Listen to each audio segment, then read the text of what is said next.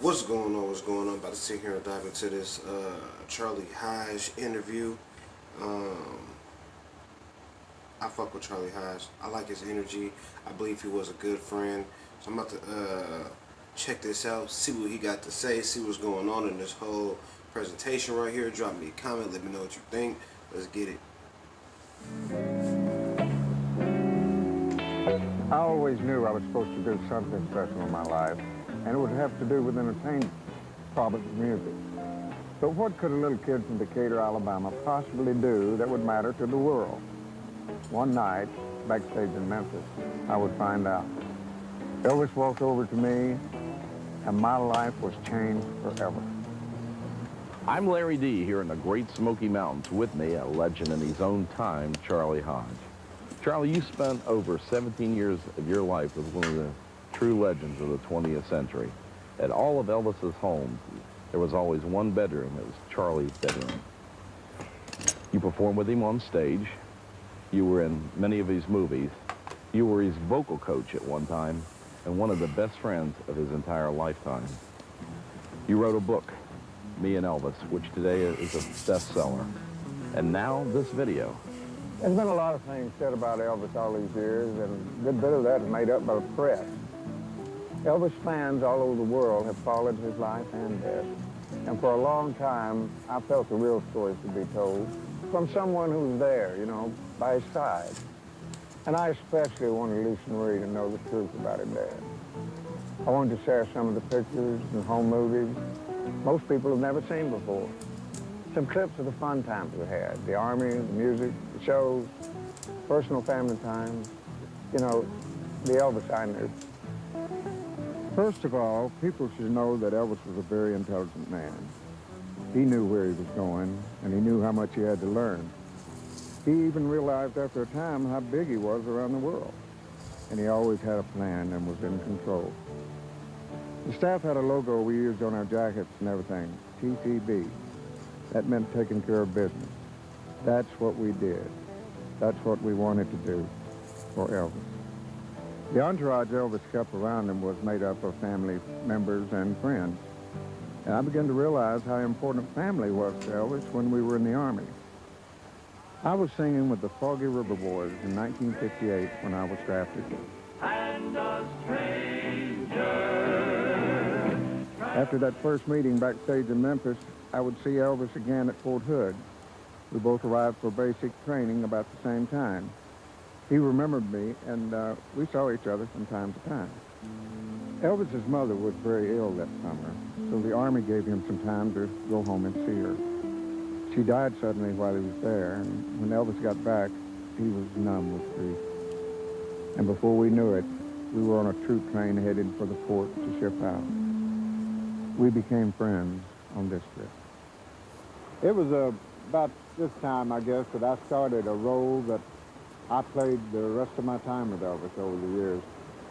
We were aboard ship, and Elvis had asked that I be assigned to the area where he'd put. They put Elvis up with the NCOs, the sergeants and everything, because all the soldiers wanted to get an autograph of Elvis and pictures made with him and everything, and the only way he could get an arrest was to put him with a sergeant. So he didn't know anybody up there, and he asked that I be put up there with him. And of course, you know, it had only been a short time before that Elvis had lost his mother. And daytime was fine. We were going around the ship. We were playing with the accordion, band, and everything. And then at night, you know, after we went to bed, I could hear Elvis grieving in his bunk. And I would get down and I'd start telling him jokes and stories until he would laugh, until finally he was just getting exhausted and he was tired and he could just go to sleep. And I thought, well, you know, I didn't realize that what I began there wouldn't be just a trip across the ocean. It'd be a trip around the world with my main man, Elvis. What a life. If there was anybody that was ever a friend and to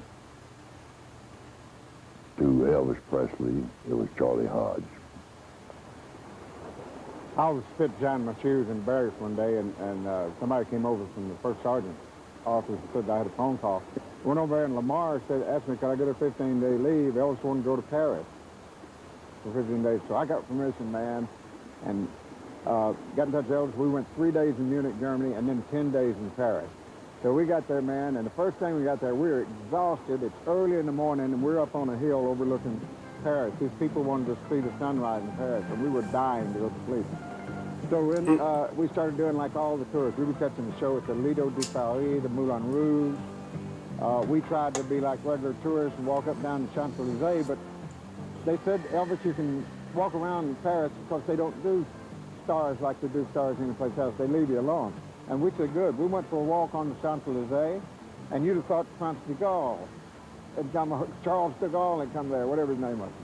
And because the people hit us, and we had to fight our way to a movie theater, buy a ticket, and go in, and we called our driver that had the limousine. He'd come around and met us at the theater. We went straight through the theater, got the limousine, and left. So we didn't try that anymore. But we'd go shopping at different little places and catch the shows, and it became a daily. I remember one time, we were riding up the Champs-Élysées between the Arc of Triumph and the Eiffel Tower. And Rex Mansfield and Elvis and I started singing a trio of some number. And we just kept singing the same song over and over again. And we were just going from one end of the street to the other one. And finally, you know, we said, Lamar, get out and go cancel the show. We were going to Lido show at night, so we had Lamar go in and cancel it because it was more important. We were enjoying ourselves singing, just riding up and down there from the Champs-Élysées to the Eiffel Tower, down the Champs-Élysées, the Eiffel Tower, between the Arc of Triumph, you know. We just rode and sang and sang. And then the girls from the Lido show would come over and see us. And I remember one night they called, the theater called and said, could you have the girls come over? And we said, well, what's the problem? They said, well, we really would like to start the show. They'd been there all night. Elvis loved to watch the movies on the post, and he actually studied the actors. You know, he noticed that actors with dark hair lasted longer. His hair was naturally light, but after his first movie, Love Me Tender, he had it dyed black. I think it was a couple of months, maybe 6 weeks or so before we left Germany. We were having a little party at Elvis's house there at 14 Goethestrasse. I'll always remember that. And a guy from the Air Force that was a friend of ours brought this young lady over, and it was Priscilla. She was 14 years old at the time.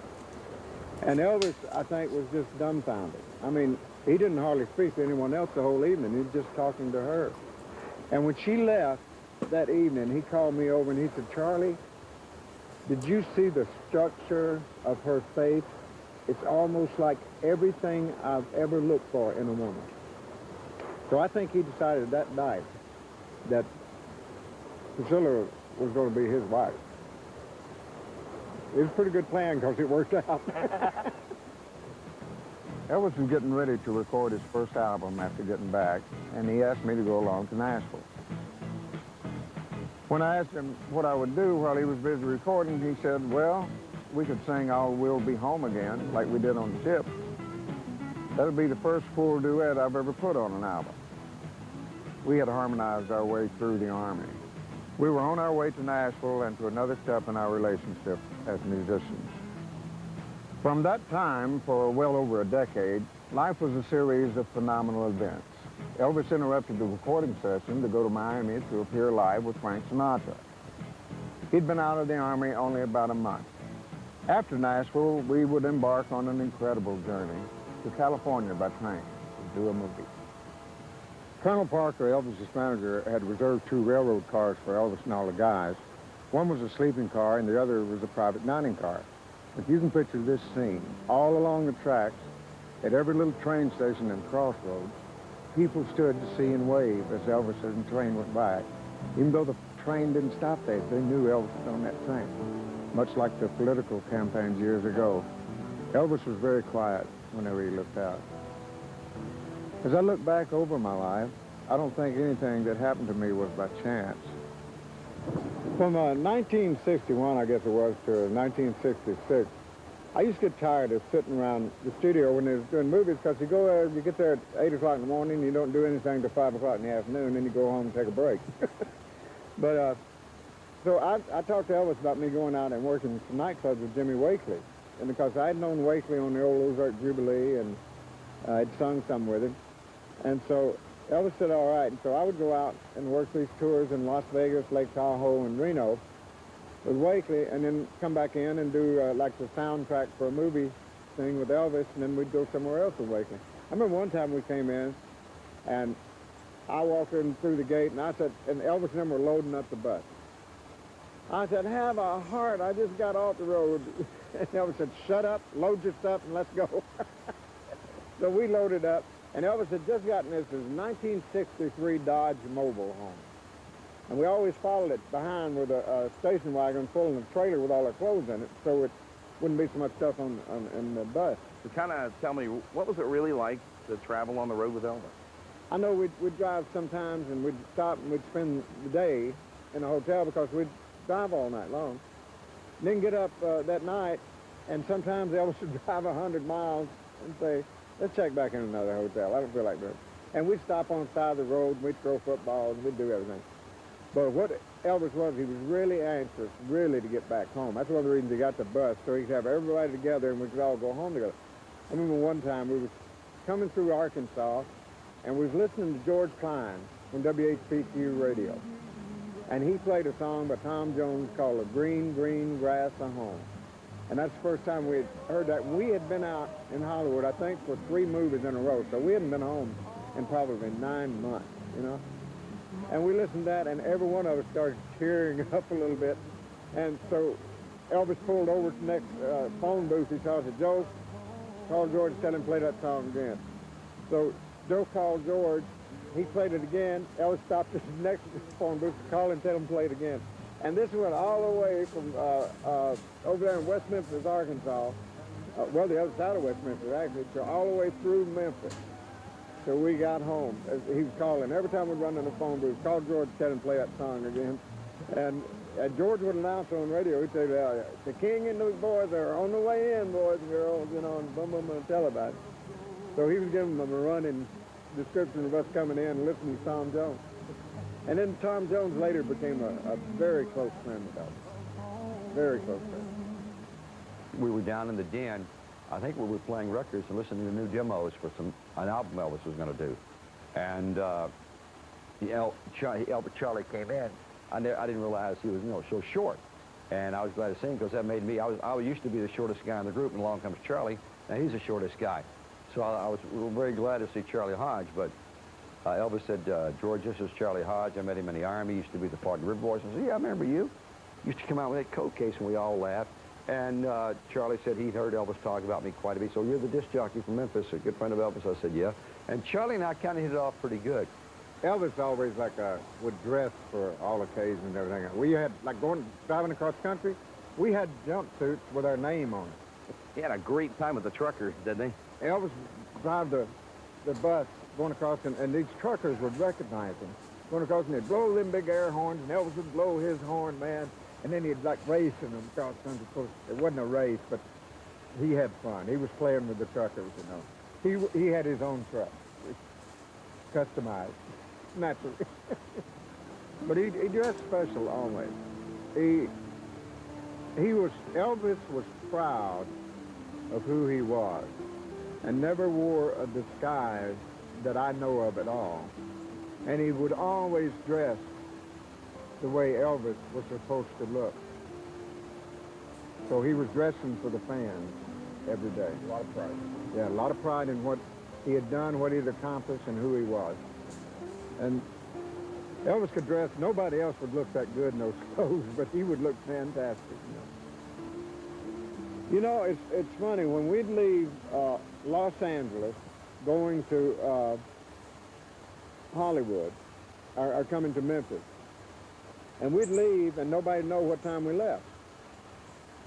But somehow, when we got to Graceland, even if we flew, it's not going bus, if we left tonight, caught a plane, and it's midnight here, and 6 o'clock in the morning we were landing in Memphis, there'd be a crowd there waiting. Somehow the fans knew we had left, and they passed the word to each other.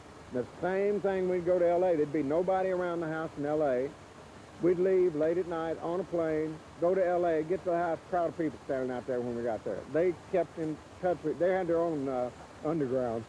They knew where you were. They knew where we were, yeah.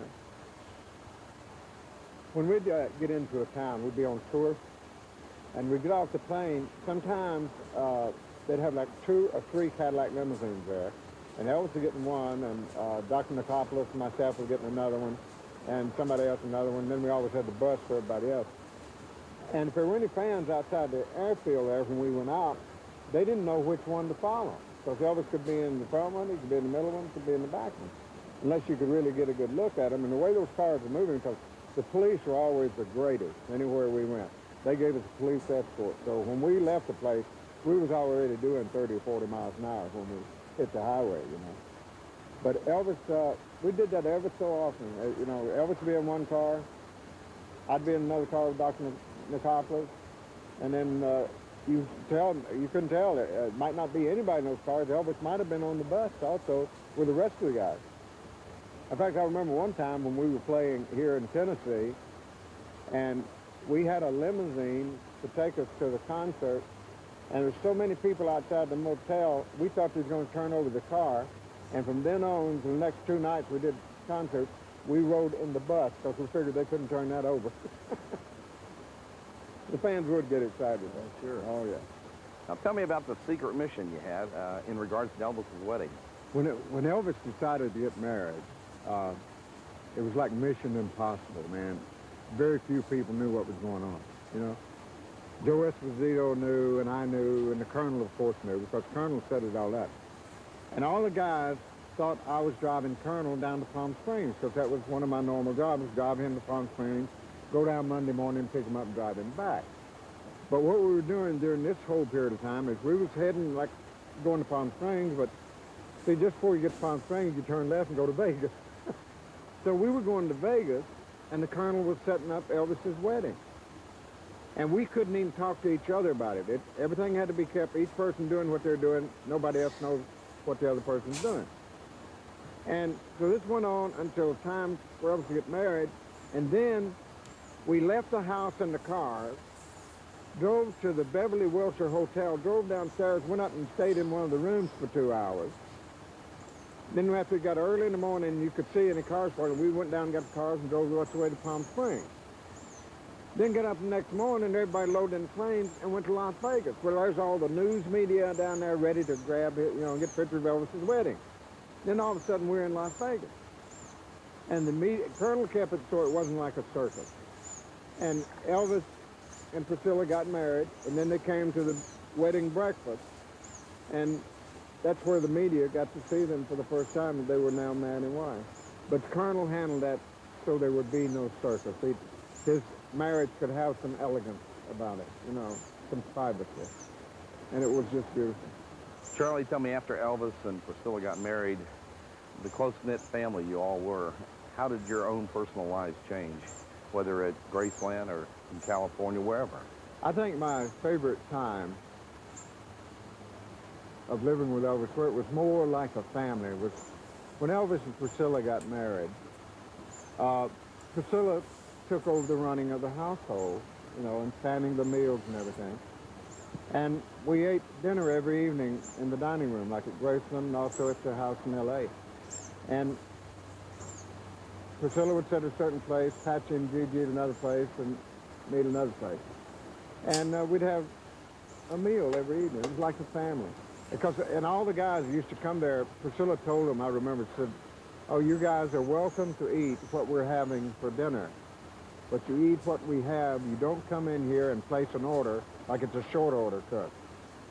So this is a home, not a short order restaurant.